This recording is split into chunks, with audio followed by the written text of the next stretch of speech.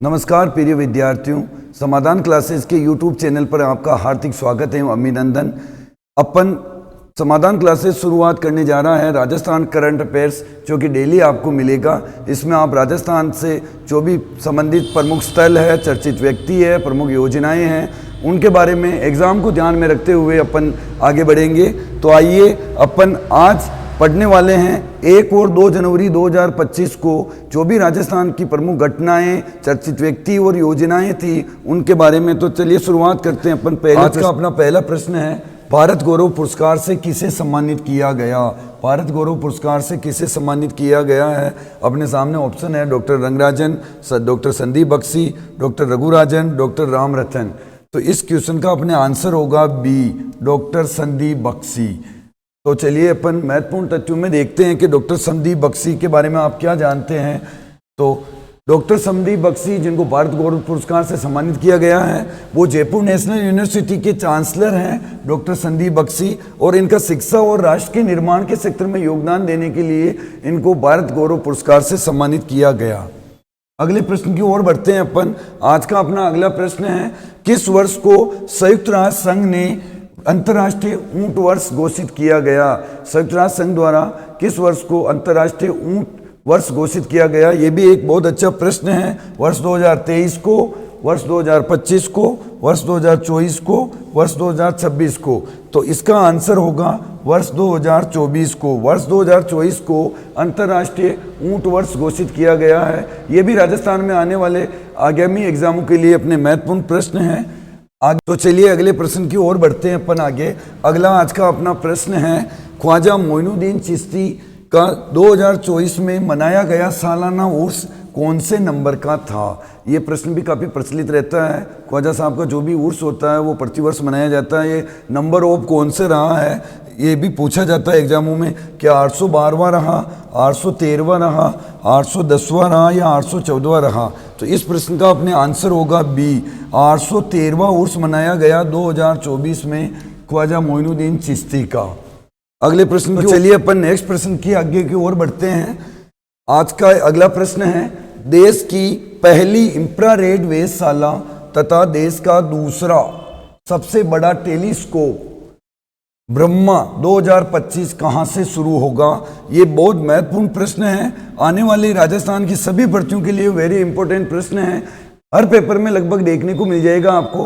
राजस्थान में पहली इंफ्रारेड वेधशाला तथा देश का दूसरा सबसे बड़ा टेलीस्कोप राजस्थान में कहाँ स्थापित हुआ? क्या जंतर मंतर जयपुर में हुआ, क्या पिचोला झील उदयपुर में हुआ, या सांबर जयपुर में हुआ, या माउंट आबू सिरोही में हुआ? तो इसका आंसर होगा डी, माउंट आबू सिरोही में देश की पहली इंफ्रारेड वेधशाला तथा दूसरा सबसे बड़ा टेलीस्कोप स्थापित होगा। तो आइए ये क्या चीज़ है, इसके बारे में अपन महत्वपूर्ण तथ्यों में देख लेते हैं। ये रहा आपके सामने ये टेलीस्कोप और ये वेधशाला का चित्र। तो देखिए आप, माउंट आबू में देश की पहली इंफ्रारेड वेधशाला स्थापित होगी। इसके साथ साथ देश का दूसरा सबसे बड़ा टेलीस्कोप, जिसको नाम दिया है, एग्जाम में इसका नाम भी पूछ सकते हैं, और देश का पहला दूसरा ये भी पूछ सकते हैं। और इसमें आपको खगोलीय जो भी घटनाएं हैं, आकाशीय जो भी तारों से संबंधित जानकारियां हैं वो दी जाएगी। इसके स्थापित होने के साथ ही माउंट आबू सिरोही की वेधशाला में अब 4 टेलीस्कोप हो गए हैं। ये भी आपको पूछा जा सकता है। तो आने वाले एग्जामों के लिए इस प्रश्न को आप विशेष तौर से ध्यान रखेंगे। अगले प्रश्न की ओर बढ़ते हैं। अगला आज का अपना प्रश्न है, राजस्थान पत्रिका समूह की सृजनात्मक साहित्य पुरस्कार घोषित किए गए हैं। इनमें कहानी व कविता का पहला पुरस्कार किसे दिए जाने की घोषणा की गई है? क्या उम्मा, दूसरा ऑप्शन है कुलदीप सिंह बाटी, तीसरा ऑप्शन ए व बी दोनों, चौथा ऑप्शन इनमें से कोई नहीं, या बी है। तो इसका आंसर होगा सी, उम्मा व कुलदीप सिंह बाटी। इन दोनों लेखकों को अपनी कहानी व कविता के लिए जो भी पंडित जाबरमल समर्थी व्याख्यान माला जो 6 जनवरी के आसपास इनको पुरस्कार दिए जाएंगे, उनमें घोषणा की गई है। तो आइए इनके बारे में भी जान लेते हैं अपन महत्वपूर्ण तथ्यों में कि ये पहला पुरस्कार किसको दिया जाएगा और इनकी कौन सी कहानी और कविता के लिए दिया जाएगा। ये रहा आज आपके सामने, उमा को कहानी व कुलदीप को कविता का पहला पुरस्कार। ये भी आने वाले एग्जामों के लिए महत्वपूर्ण प्रश्न है। इन किसके लिए दिया जाएगा तो देख लेते हैं अपन। ये समारोह 4 जनवरी को जयपुर में आयोजित होगा, जिसमें पंडित जाबरमल शर्मा की स्मृति में जो 1992 से ही व्याख्यानमाला शुरू हो रही है, इसके तहत कहानी का पहला पुरस्कार उमा को दिया जाएगा तथा जो कि जयपुर की रहने वाली है, और कविता का पहला पुरस्कार जोधपुर के कुलदीप सिंह बाटी को दिया जाएगा। एग्जामों के हिसाब से पहले ही याद रखना है, बाकी इसमें दूसरा भी दिया जाता है, इसमें दे रखा है देखो, कहानी का दूसरा पुरस्कार रायपुर छत्तीसगढ़ के संजय दुबे, और इनकी कहानी का नाम है अंतिम संस्कार, और कविता का दूसरा पुरस्कार मुरैना मध्य प्रदेश के निवासी अंकित शर्मा को ईसु प्रिया सावन के दोहे के लिए दिया जाएगा। तो ये भी एक महत्वपूर्ण प्रश्न है, इसको ध्यान में रखना है आपको। अगले प्रश्न की ओर बढ़ते हैं।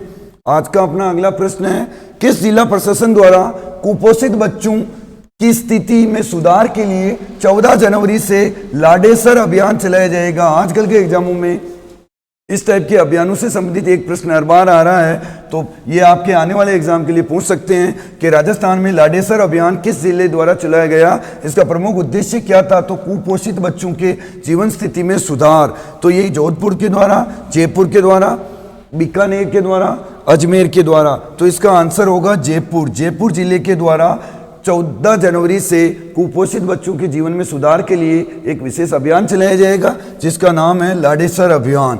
अगले प्रश्न की ओर बढ़ते हैं अपन। आज का अपना अगला प्रश्न है, दो बार आ गया ये। अगला प्रश्न है, 8 से 12 जनवरी 2025 तक राज्य स्तरीय युवा महोत्सव जो कि 8 से 12 जनवरी को आयोजित किया जाएगा, कहाँ किया जाएगा? सवाई मान सिंह स्टेडियम जयपुर में, रामबाग जयपुर में, सिटी पैलेस जयपुर में, या सांगानेर जयपुर में।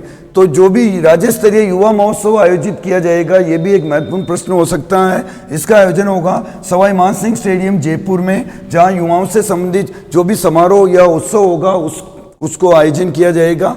अगले प्रश्न की ओर बढ़ते हैं। अगला प्रश्न है, उदयपुर की अश्लेषा शर्मा ने ISKU इंटरनेशनल कराटे कप 2024 में कौन सा पदक जीता है? उदयपुर की रहने वाली है, खिलाड़ी का नाम है अश्लेषा शर्मा, जो कि किस खेल से संबंधित है? कराटे। उसने वर्ष 2024 में कौन सा पदक जीता है? उसने जीता है रजत पदक। ये भी खेल खिलाड़ियों से संबंधित महत्वपूर्ण टॉपिक है। अगले प्रश्न की ओर बढ़ते हैं। आज का अपना अगला प्रश्न है, एक देश एक राष्ट्र चुनाव के लिए संयुक्त संसदीय समिति, जिसे JPC नाम दिया जाता है, एक राज्य चुनाव भी चल रहा है और एक देश एक राष्ट्र चुनाव भी चल रहा है। तो उसके लिए जो संसदीय समिति का गठन किया गया है, उसमें राजस्थान के किस सांसद को इस समिति का अध्यक्ष चुना गया है? अपने लिए गर्व की बात है, महत्वपूर्ण बात है, राजस्थान के एग्जामों के लिए महत्वपूर्ण प्रश्न कि जो JPC का गठन किया गया है एक देश एक चुनाव के लिए, उसमें अध्यक्ष बनाया गया है अपने पाली जिले के सांसद PP चौधरी को। वेरी इंपॉर्टेंट प्रश्न। इन प्रश्नों के साथ साथ समाधान क्लासेज आपके लिए डेली एक पुराने एग्जामों में करंट अफेयर से संबंधित पूछे गए सवालों में से एक प्रश्न रोज लेकर आएगा। उसका आंसर आपको कमेंट बॉक्स में देना है। नहीं दे पाए तो अगले दिन आपको सॉल्यूशन के साथ इस प्रश्न को समझाया जाएगा। तो आज का आपके लिए प्रश्न है कि राजस्थान के श्याम सुंदर ने पेरिस पैरालंपिक 2024 की किस स्पर्धा में भाग लिया? खेल खिलाड़ियों से संबंधित मैं अलग क्लास डाल दूंगा, उसमें खेल और खिलाड़ी आपस में संबंध, किस खेल से किस खिलाड़ी का संबंध है, ऐसा प्रश्न आ रहा है। तो जो राजस्थान के श्याम सुंदर है, उसने पेरिस पैरालंपिक 2024 की में किस स्पर्धा में भाग लिया? ट्रैक स्पर्धा, फील्ड स्पर्धा, तीरंदाजी स्पर्धा, जलीय स्पर्धा? इसका आंसर आपको कमेंट बॉक्स में बताना है। आज के लिए इतना ही। आगे की डेली क्यूज के लिए हम कल मिलेंगे। धन्यवाद।